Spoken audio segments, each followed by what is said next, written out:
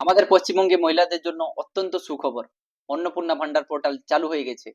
আগে যেটা লক্ষ্মী ভান্ডারের স্কিমে আপনারা টাকা পেতেন 1500 টাকা করে, সেটা অন্নপূর্ণা ভান্ডারের স্কিমে অটোমেটিক্যালি শিফট হয়ে যাবে।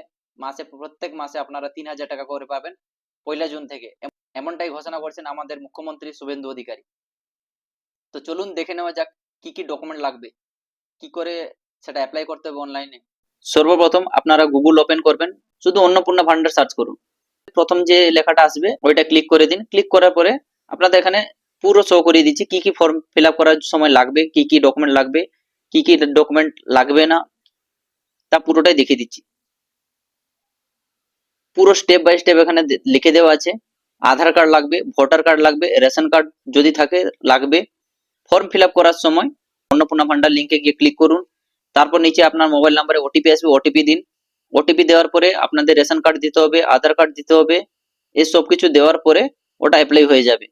আর যদি ভিডিওটা ইনফরমেটিভ লেগে থাকে তো আপনারা আমার চ্যানেলটিকে সাবস্ক্রাইব করে দিন, আর সাথে ভিডিওটাকে শেয়ারও করে দিন।